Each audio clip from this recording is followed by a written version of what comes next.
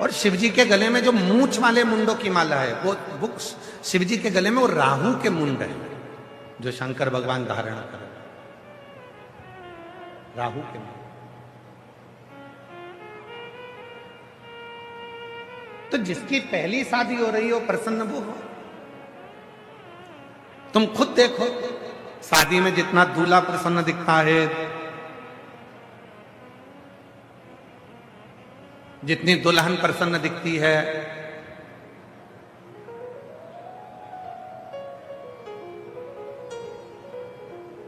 उतना कोई प्रसन्न नहीं दिखता, क्योंकि सबको मालूम है विवाह होने के बाद में जो परिस्थिति का बोझा हमारे सिर पर आएगा, जो बोझ हमारे सिर पर आएगा उसको हमको झेलना पड़ेगा। और प्रसन्नता किस चीज के लिए? समर, समता के भाव, उसमें कोई भेद नहीं है, समता का। और जिसने अपनी जिंदगी को समता में जीना प्रारंभ कर लिया, दुख आया कोई बात नहीं, इतने समय सुख तो होगा, कोई बात नहीं, अच्छा आएगा, समय बदलेगा, आएगा। कितना सुंदर कहा, अग्नि पुराण में वर्णन आता है, स्वयं अग्नि पुराण में वर्णन करते हैं, सूर्य नारायण भगवान अपनी धर्म पत्नी संध्या से कहते हैं, संध्या सुन, पृथ्वी पर जितने भी तीर्थ हैं ये भक्ति भी देंगे और शक्ति भी देंगे। संध्या, पृथ्वी पर जितने तीर्थ हैं, आप वृंदावन जाइए, आप अयोध्या जाइए, आप जहां द्वारका जाइए, जगन्नाथ जाइए, आप केदार आप जहां जाना चाहो, बद्रीश जाइए, आप जहां मर्जी पड़े वहां जाओ और तीर्थों का दर्शन करो। दुनिया के जितने तीर्थ हैं भगवान सूर्य नारायण माता संध्या से कहते हैं ये भक्ति भी देते हैं और शक्ति भी देते हैं। इसलिए हमारे सनातन धर्म में कहा जाता है कि तीर्थ यात्रा जरूर करा करो, तीर्थ में जरूर जाया करो, वहां भक्ति भी मिलेगी और शक्ति भी मिलेगी। भक्ति और शक्ति ये दोनों मिलती। पर सूर्य नारायण भगवान ने माता संध्या से कहा, संध्या, दुनिया के जितने तीर्थ हैं ये भक्ति देते हैं, शक्ति देते हैं, पर दुनिया में शंकर भगवान के जितने ज्योतिर्लिंग हैं वो 12 ज्योतिर्लिंग दुनिया की तकदीर बदल देते हैं। ये 12 ज्योतिर्लिंग दुनिया की तकदीर बदलने वाले हैं। याद रखना, तीर्थ भक्ति देगा, शक्ति देगा, पर तुम्हारी तकदीर को बदलने की सामर्थ्यता यदि कहीं मिलेगी तो वो 12 ज्योतिर्लिंग में भगवान शंकर का जब तुम दर्शन करोगे। तो कितने ज्योतिर्लिंग हैं? जम के बोलो जरा, जम के। 12। महीने कितने हैं? 12। क्यों 12 ज्योतिर्लिंग 12 महीने के लिए बनाए गए? भगवान शंकर का ये चरित्र स्वयं सूर्य नारायण भगवान अग्नि पुराण के अंतर्गत वर्णन करते हैं। सूर्य नारायण भगवान का उपदेश देते हुए संध्या से कहते हैं, संध्या, ये 12 महीने के 12 ज्योतिर्लिंग बनाए गए हैं। तुम्हारा जो महीना बेकार चल रहा हो, जिस महीने में तुम टूट कर गिर चुके हो, उस महीने में एक ज्योतिर्लिंग में जाकर एक रात्रि का विश्राम कर कर, दर्शन कर कर, शिखर दर्शन कर कर अपने नक्षत्र को, अपने ग्रह को, अपने विचारों को बदल दो। ये 12 ज्योतिर्लिंग क्या करते हैं? भक्ति अपनी जगह, शक्ति अपनी जगह। ये 12 ज्योतिर्लिंग मनुष्य के समय को, मनुष्य की तकदीर को बदल कर रख देते हैं। अगर दुख है तो सुख का अनुभव वो करना प्रारंभ कर देता है, सुख का।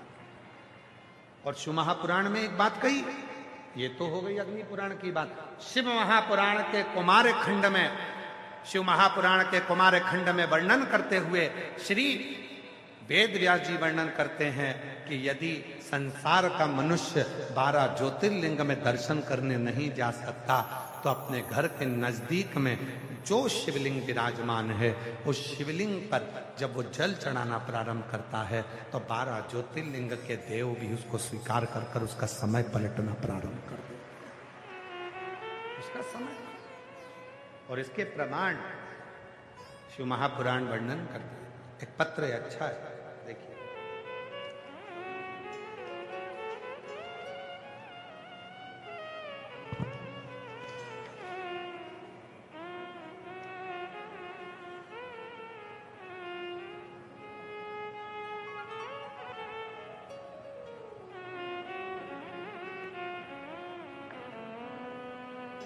पहाड़ कर। शिव कृपा करता है, शंकर करुणा।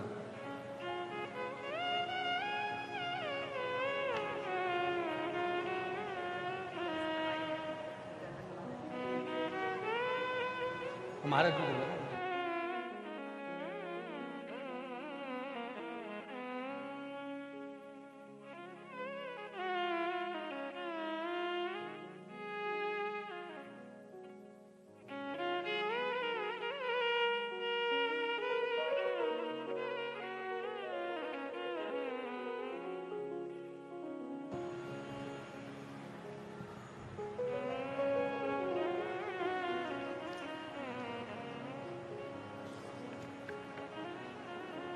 जोरदार ताली बजाएं। बाबा की कृपा, शिव तत्व। एक लाइन और बड़ी सुंदर है। तेरे दरबार की बाबा निराली शान, तुझे देते नहीं देखा पर झोली भरी देखी, मुख दुनिया मोड़े बाबा तू, मुख दुनिया मोड़े बाबा तू, मेरी लगी हरी थी बाबा तू, मेरी लगी परी थी बाबा तू। शिव के प्रति तुम्हारा विश्वास है, आए हो, भरोसा प्रबल रहना चाहिए, विश्वास दृढ़ रहना चाहिए। जब विश्वास दृढ़ होगा, भरोसा प्रबल रहेगा, तो जीवन अपने आप सार्थक होगा। जहां भरोसा ही नहीं है, विश्वास ही नहीं है, वहां शिव नहीं। शिव शिव को पाना है तो भरोसा होना चाहिए। शिव महापुराण का कौमार्य खंड कह रहा है, आप 12 ज्योतिर्लिंग में अपना तकदीर बदलने के लिए, भाग्य बदलने के लिए नहीं जा सकते, तो अपने घर के नजदीक में जो शंकर भगवान का शिवालय है, अपने घर के नजदीक में जो शिवलिंग है, उस पर 1 लोटा जल चढ़ाना प्रारंभ कर दो। धीरे धीरे तुम्हारी तकदीर बदलना प्रारंभ हो जाएगी। भाग्य याद रखिए, आज का जमाना बहुत दिखावे का है। ना किसी आडंबर में जाना है, ना किसी पाखंड में जाना है, ना किसी ढोंग ढकोसले में पड़ना है। अगर पढ़ना है तो केवल शिव के 1 लोटे जल में पढ़ना है और अपनी जिंदगी को संवार लेना है, कुछ नहीं है। पहले शिव महापुराण की कथा में वर्णन किया, माता कौशल्या जी ने राम जी के लिए शंकर भगवान से पूछा था कि मेरे बेटे का भाग्य क्या बोलता है। जब शिव जी आए थे राम जी का दर्शन करने के लिए, तब भाग्य पूछा गया, मेरे बेटे का भाग्य क्या बोलता है, किस्मत क्या बोलता है, क्या भाग्य बोल रहा है।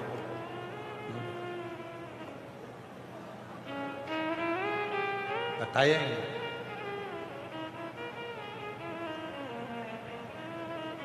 स्वयं यशोदा जी ने भी पूछा था कि मेरे बेटे का भाग्य बताओ, शिव जी से सामने खड़े होकर, हे बाबा मेरे बेटे का भाग्य बता। नहीं, भाग्य नहीं,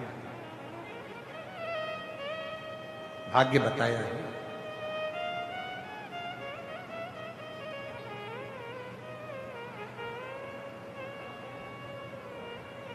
भाग्य नहीं। शिव जी ने मना कर दिया कि मैं किसी का भाग्य नहीं बताता। पर आज के जमाने में,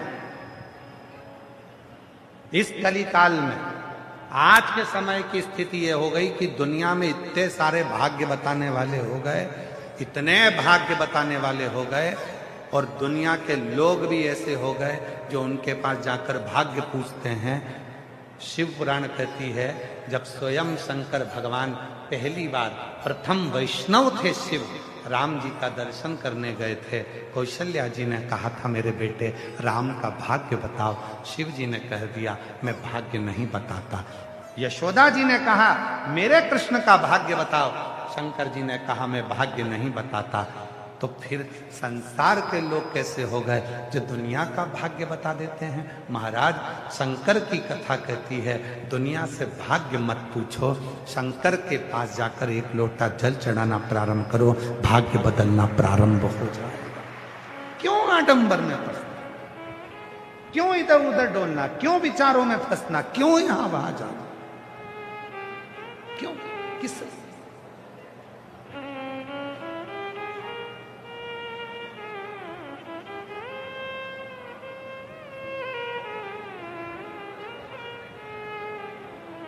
और अंत समय प्रभु आना पड़े। मेरी जीजियों को सबको याद है, जितनी मेरी भीलवाड़ा की बहनें बैठी हैं, जितने मेरे जीजा बेटे हैं, जितनी मेरी बेटियां, जितने बेटे, जितने मेरी बुजुर्ग माँ बाप बैठे हैं, सबको एक एक लाइन याद है। इसलिए केवल हम नहीं बोलेंगे, आप सबको साथ में बोलना। आप ये मत सोचो कि मैं, आपकी बात शिव तक पहुंचना चाहिए, इसलिए आपको बोलना।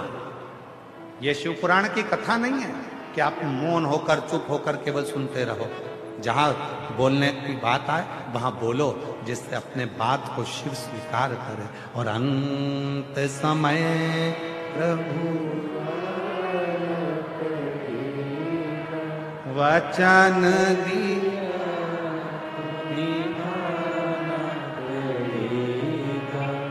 आए नाए प्रभु कुटुंब अंत समय प्रभु वचन दिया तो निभाना पड़ेगा। अंत समय प्रभु अंत समय में कोई आए ना आए पर तू आना, मेरे दुखड़ों को मिटाने के लिए तू आना, कोई दूसरा नहीं आएगा।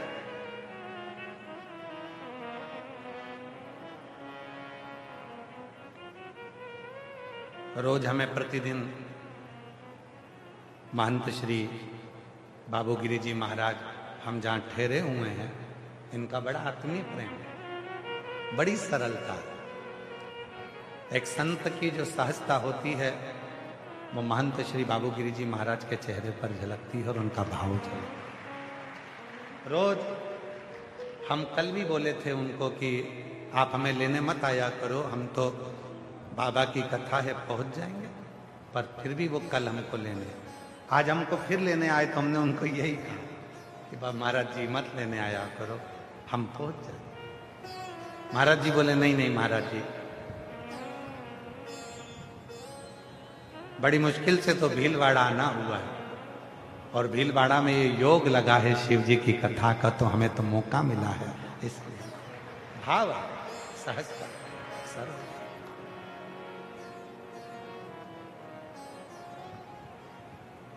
बस यही सरलता शिव के करीब में लेकर जाते, यही सरलता शिव तत्व तक लेकर।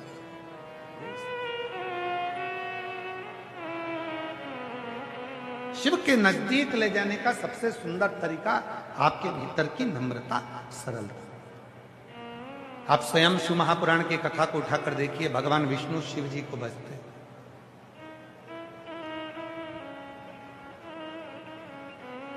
और एक बार भगवान ब्रह्मा जी के मन में संशय उत्पन्न हो गया।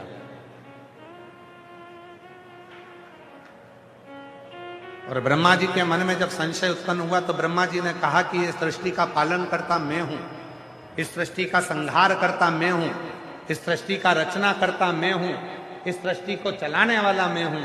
ब्रह्मा जी के मन में एक थोड़ा सा कुछ अहम उत्पन्न हो गया, और जहां अहंकार आ जाता है वह सब कुछ नष्ट हो जाता है। स्वाभिमान और अभिमान ये दो शब्द हैं।